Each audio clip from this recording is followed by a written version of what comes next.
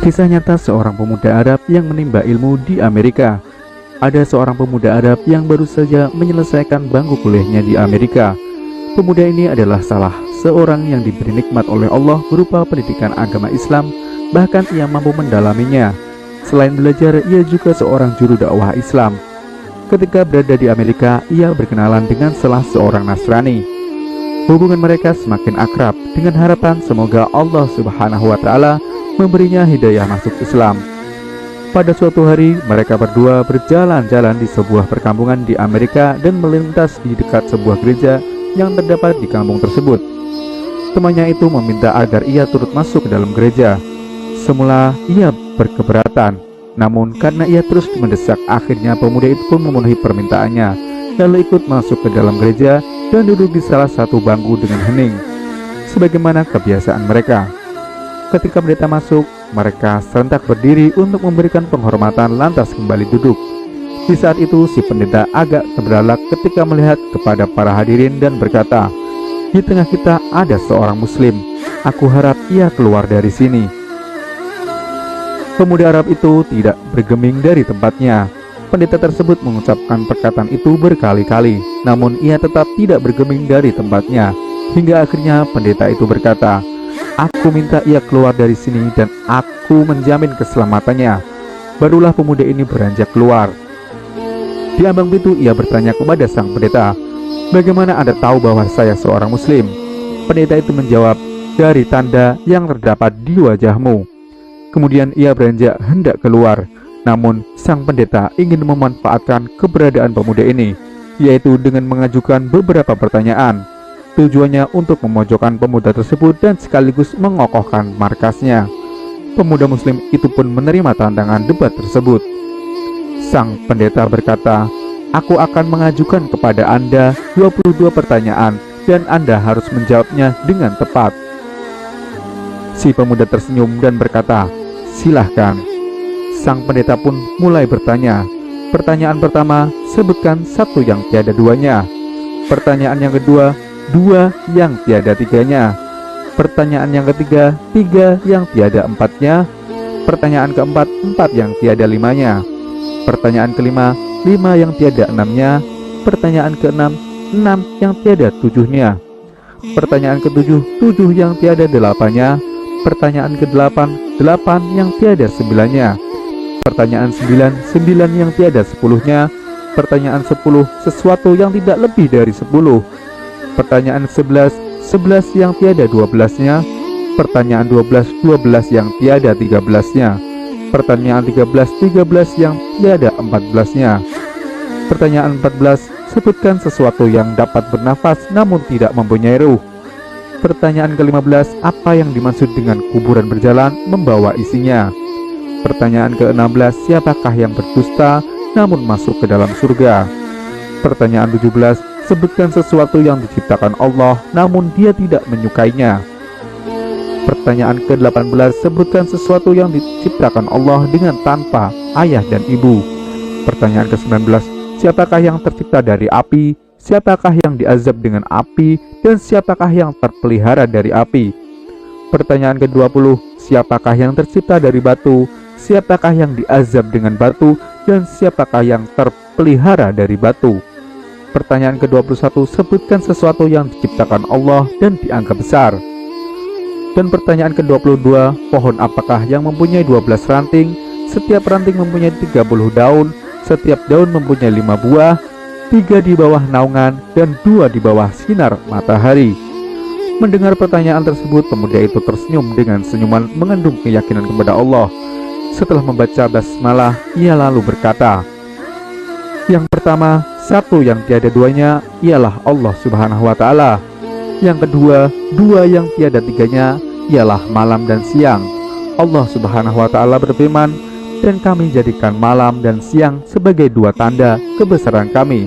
Quran Surat Al-Isra ayat 12. Yang ketiga, tiga yang tiada empatnya adalah kekhilafan yang dilakukan Nabi Musa ketika Khidir menenggelamkan sampan, membunuh seorang anak kecil, dan ketika menegakkan kembali dinding yang hampir roboh. Yang keempat, empat yang tiada limanya adalah Taurat, Injil, Zabur, dan Al-Quran. Yang kelima, 5 yang tiada enamnya ialah sholat 5 waktu. 6 yang tiada 7-nya ialah jumlah hari ketika Allah Subhanahu wa Ta'ala menciptakan makhluknya. Yang ketujuh, 7 yang tiada 8-nya ialah langit yang 7 lapis. Allah Subhanahu wa Ta'ala berfirman, yang telah menciptakan 7 langit berlapis-lapis. Kamu sekali-kali tidak melihat pada ciptaan Rob yang maha pemurah sesuatu yang tidak seimbang. Quran Surat Al-Mulk ayat 3.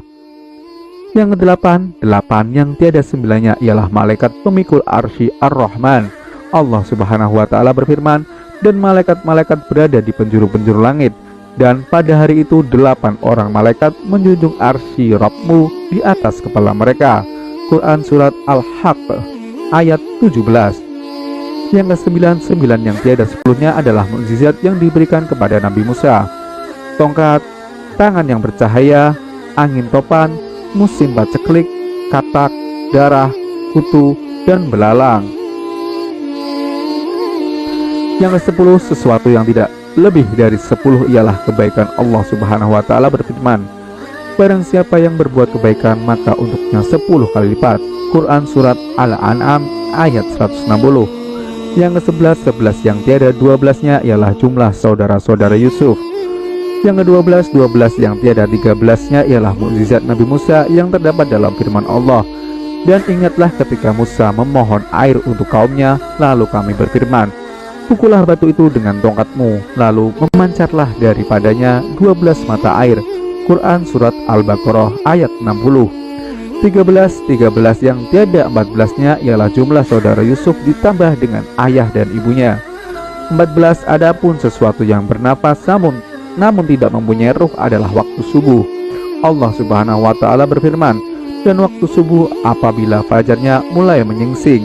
Surat At-Takwir ayat 18. Yang ke-15, kuburan yang membawa isinya adalah ikan yang menelan Nabi Yunus alaihi salam. Yang ke-16, mereka yang berdusta namun masuk ke dalam surga adalah saudara-saudara Yusuf, yakni ketika mereka berkata kepada ayahnya, wahai ayah kami, sesungguhnya kami pergi berlomba-lomba dan kami tinggalkan Yusuf di dekat barang-barang kami, lalu dia dimakan serigala. Setelah kedustaan terungkap, Yusuf berkata kepada mereka, tak ada cercaan terhadap kalian. Dan ayah mereka Yakub berkata, aku akan memohonkan ampun bagimu kepada Robku, sesungguhnya dialah yang maha pengampun lagi maha penyayang. 17, sesuatu yang diciptakan Allah namun tidak dia sukai adalah suara keledai. Allah Subhanahu wa Ta'ala berfirman, sesungguhnya sejelek-jelek suara adalah suara keledai. Quran Surat Al-Luqman ayat 19. Yang ke-18, makhluk yang diciptakan Allah tanpa bapak dan ibu adalah Nabi Adam, malaikat, unta Nabi Saleh, dan kambing Nabi Ibrahim. 19, makhluk yang diciptakan dari api adalah iblis, yang diazab dengan api ialah Abu Jahal, dan yang terpelihara dari api adalah Nabi Ibrahim. Allah Subhanahu wa Ta'ala berfirman, wahai api, dinginlah dan selamatkanlah Ibrahim. Quran Surat Al-Anbiya ayat 69. Yang ke-20, makhluk yang terbuat dari batu adalah unta Nabi Saleh, yang diazab dengan batu adalah tentara bergajah, dan yang terpelihara dari batu adalah Ashabul Kahfi atau penghuni gua. Yang ke-21, sesuatu yang diciptakan Allah dan dianggap perkara besar adalah tipu daya wanita, sebagaimana firman Allah Subhanahu wa Ta'ala, sesungguhnya tipu daya kaum wanita itu sangatlah besar. Quran Surat Yusuf ayat 2. Yang ke-22, adapun pohon yang memiliki 12 ranting, setiap ranting mempunyai 30 daun, setiap daun mempunyai 5 buah, 3 di bawah teduhan dan 2 di bawah sinaran matahari. Maknanya pohon adalah tahun, ranting adalah bulan, daun adalah hari, dan buahnya adalah sholat yang 5 waktu, 3 dikerjakan di malam hari dan 2 di siang hari. Pendeta dan para hadirin merasa takjub mendengar jawaban pemuda muslim tersebut. Kemudian pemuda itu pamit dan beranjak hendak pergi, namun ia mengurungkan niatnya dan meminta kepada pendeta agar menjawab satu pertanyaan saja. Permintaan ini disetujui oleh sang pendeta. Pemuda ini berkata, apakah kunci surga itu? Mendengar pertanyaan itu, lidah sang pendeta menjadi keluh, hatinya diselimuti keraguan dan rona wajahnya pun berubah. Ia berusaha menyembunyikan kekhawatirannya. namun hasilnya nihil. Orang-orang yang hadir di gereja itu terus mendesaknya agar menjawab pertanyaan tersebut, namun ia berusaha mengelak. Mereka berkata, Anda telah melontarkan 22 pertanyaan kepadanya dan semuanya ia jawab, sementara ia hanya memberimu satu pertanyaan, namun Anda tidak mampu menjawabnya. Pendeta tersebut berkata, sungguh aku mengetahui jawaban dari pertanyaan tersebut, namun aku takut kalian marah. Mereka menjawab, kami akan jamin keselamatan Anda. Sang pendeta pun berkata, jawabannya ialah, asyhadu an la ilaha illallah wa asyhadu anna Muhammadar Rasulullah. Lantas sang pendeta dan orang-orang yang hadir di gereja itu memeluk agama Islam. Allahu Akbar. Semua itu tentu dengan ilmu.